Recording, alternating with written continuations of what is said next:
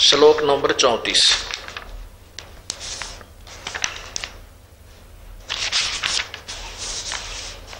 अध्याय नंबर 4 और श्लोक नंबर 34।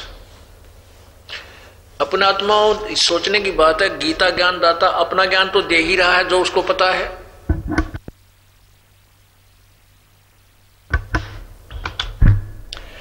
अब वो किसी पूर्ण परमात्मा के ज्ञान के विषय में किसी और के पास जाने को कहता है। अब 34 में उस ज्ञान को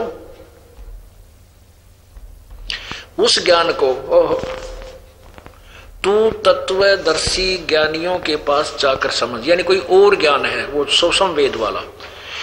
उनको भली भांति दंडवत प्रणाम करने से, उनकी सेवा करने से और कपट छोड़कर सरलतापूर्वक प्रश्न करने से वे परमात्म तत्व को भली भांति जानने वाले ज्ञानी महात्मा तुझे उस तत्व ज्ञान का उपदेश करेंगे। यानी कोई तत्वदर्शी संत और हैं, उनके पास जाओ, वो उस परमात्म तत्व के बारे में बताएंगे, पूर्ण परमात्मा के विषय में जानकारी देंगे। अब उसके तत्वदर्शी संत की पहचान बताई है 15वें अध्याय के प्रथम श्लोक में। ये देखिएगा पढ़ के।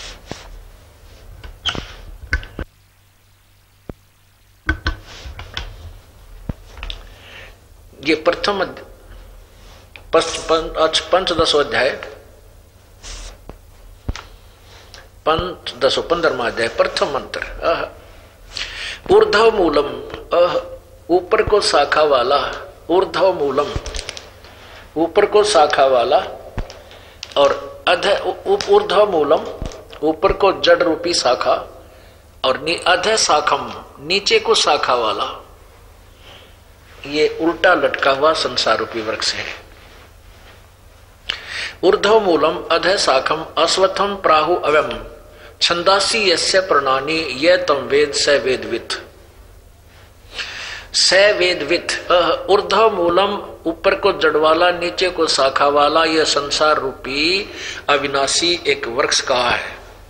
और छंदासी यस्य प्रणानी ये तम वेद स वेदवित। उसके छंदासी माने विभागों को और पत्तों सहित जो उसके छंद हैं, विभाग हैं, उनको जानता है। यह तम वेद, जो उनको जानता है।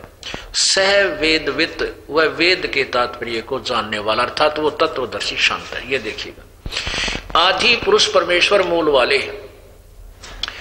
आदि पुरुष यानी पूर्ण परमात्मा परम अक्षर ब्रह्म, तो ये जड़ है। और अधः शाखम, यह अनुवाद गलत किया इन्होंने। अधः शाखम माने नीचे को शाखा होना चाहिए, ब्रह्मा रूप मुख नहीं। अब देखो, इन्होंने ही दूसरे श्लोक में अधः का अर्थ, ये दूसरे श्लोक में अधः का, ये तीसरा, ये दूसरा। अधः माने नीचे, अधः माने नीचे। अब यहां इसको अधः ले ले। अधः शाखम नीचे को शाखा वाला, ये संसार रूपी पीपल के, संसार रूपी पीपल के वृक्ष को अविनाशी कहते हैं। वेद जिसके पत्ते के, छंदासी इन्होंने ऐसा किया, चलो जैसा। और उस वृक्ष को जो व्यक्ति, जो संत उस वृक्ष को, जो पुरुष, जो व्यक्ति मूल सहित, जड़ सहित, सभी भागों सहित तत्व से जानता है, वह वेद के तात्पर्य को जानने वाला, अर्थात वह तत्वदर्शी संत है। जो इस संसार के सभी विभागों सहित जानता है, मूल सहित जानता है। स वेदवित, वह वेद के तात्पर्य को जानने वाला है। अब दूसरे में क्या कहा है कि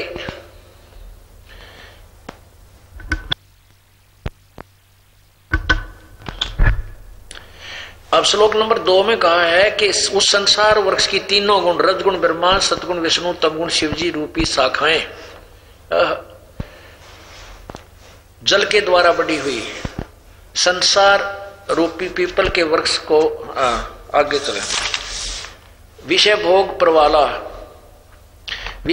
प्रवाला, कोपल वाली, देव मनुष्य और तरक आदि योनि रूपी शाखाएं, ये तीनों शाखाएं हैं नीचे और ऊपर सर्वत्र फैली हुई। मनुष्य लोक में कर्मों के अनुसार बांधने वाली एमता, ममता, वासना जड़ें भी नीचे और ऊपर, जड़ें ऊपर नीचे व्यापक है। इसका अर्थ वास्तविक क्या है कि ये तीनों लोक में ऊपर स्वर्गलोक, नीचे पातालोक और पृथ्वीलोक, तीनों पर व्यापक है। अब तीसरे में देखो, इस संसार वृक्ष का स्वरूप जैसा कहा है वैसा यहां विचार काल में गीता ज्ञान दाता कहता है कि मैं इस गीता के ज्ञान में आपको कंप्लीट नहीं बता पाऊंगा,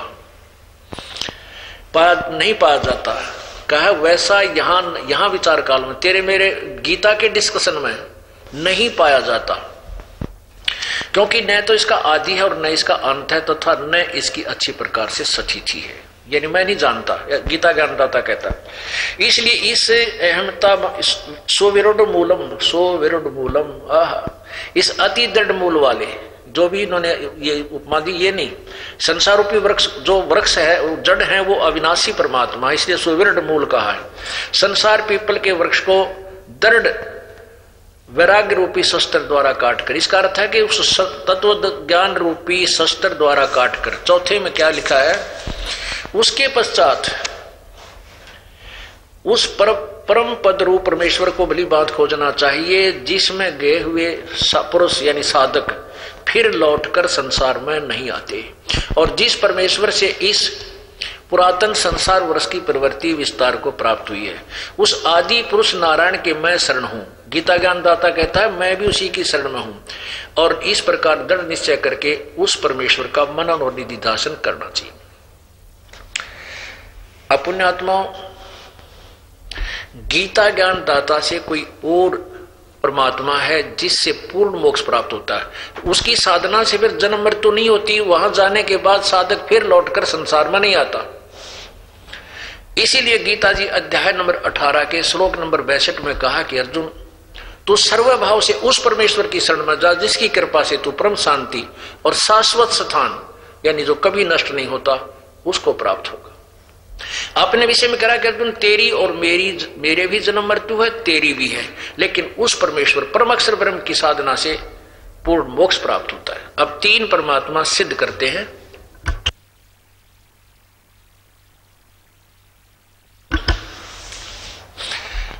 इसी पवित्र गीता जी अध्याय नंबर 15 के 16 और 17 में अब तीन परमात्मा सामने आएंगे। देखिएगा, ये गीता जी अध्याय नंबर 15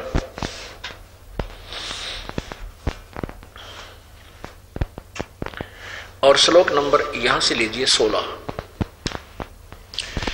क्या लिखा, दिवौ इमौ पुरुषौ लोके क्षर अक्षर एव च क्षर सर्वाणी भूतानि कटुस्थ अक्षर उच्यते। इसका अर्थ है कि इस संसार में दो भगवान, पुरुष मन प्रभु, एक क्षर पुरुष और अक्षर पुरुष, ये दो भगवान कहे जाते हैं, और इनके लोक में जितने भी स्थूल शरीर रूप है प्राणियों के वो नाशवान है, जीवात्मा अविनाशी है। यहां देखिए इसका अनुवाद,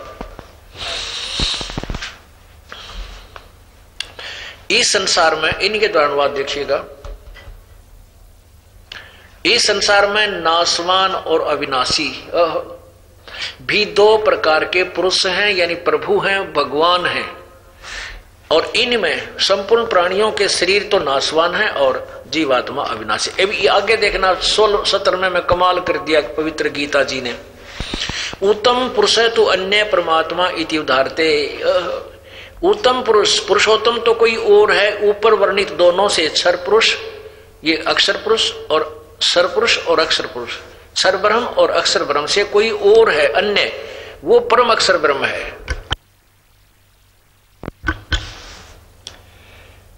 अब फिर देखिए कि इस संसार में नाशवान ये क्षर और अक्षर, क्षर पुरुष और अक्षर पुरुष, या ये अर्थ कीजिए, ये दो प्रकार के भगवान हैं, और इनके शरीर में ये भी दोनों नाशवान है। इनके लोक में जीव भी स्थूल शरीरधारी शरीर भी नाशवान है, और जीवात्मा केवल अविनाशी है। आगे देखो, अब 17 में कहा कि उत्तम पुरुष तो अन्य परमात्मा इति उदाहरते।